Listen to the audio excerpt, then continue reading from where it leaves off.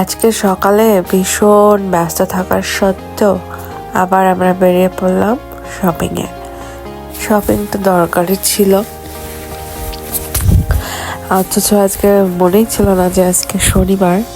লন্ডনের বাজার শপিং মলগুলো স্যাটারডেতে বিশেষ করে সব সময় বিজি থাকে, কিন্তু আমার একটুও মনে ছিল না। যাই হোক, তারপর আমরা সকালে সেখানে গেছিলাম এবং সেখানে যে খুব কম সময়ে আমাদের যা যা লাগবে কেনাকাটা করে নিয়ে আসলাম।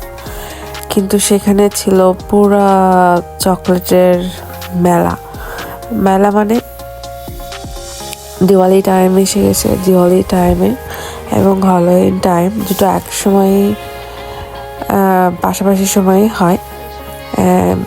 যাই হোক, এই সময় সমস্ত দোকান ভরে চকলেটস থাকবে, সুইটস থাকবে, বিভিন্ন ধরনের খাবার থাকবে।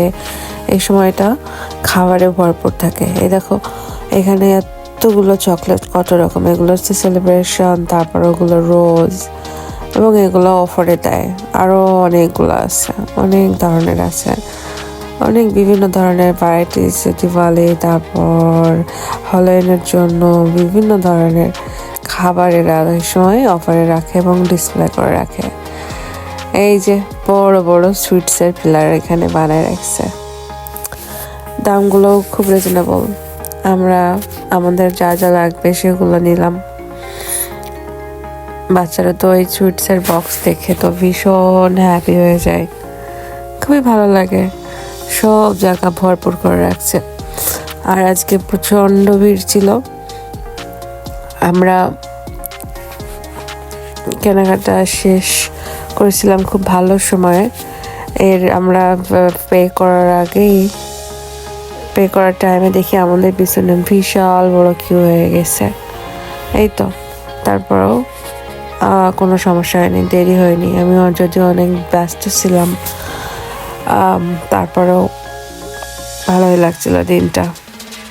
যখন আসি তখন দেখি অনেক লোকজন শপের ভিতরে ভরে গেছে, এত লোকজন আসছিল। এবং রাস্তাঘাটে গাড়িতেও ভীষণ আকারে ট্রাফিক জ্যাম ছিল। মানে স্যাটারডে হলে বা এখানকার মানুষজনরা শপিং করার জন্য পুরো পাগল হয়ে যায়। একদিন এরা ছুটি পায়, 2 দিন ছুটি পায়, একটু রেস্ট করবে কি তা না, এরা শপিংয়ের জন্য। আমারও দরকার হয় না, এই যে আমাদেরও একটু দরকার পড়ে গেল, এই জন্য এই স্যাটারডেতে আমরা বের হলাম। এই যে এগুলো বিভিন্ন ধরনের, শুধু সুইটস না, আরও অনেক কিছুর অনেক ধরনের অফার ছিল। আমাদের এই ব্লগটি তোমাদের কেমন লাগছে কমেন্টে জানিও। ভালো লাগলে আমাদের চ্যানেলটিকে সাবস্ক্রাইব করে দিও এবং সবসময় আমাদের পাশে থাকো। ভালো থাকো, সুস্থ থাকো।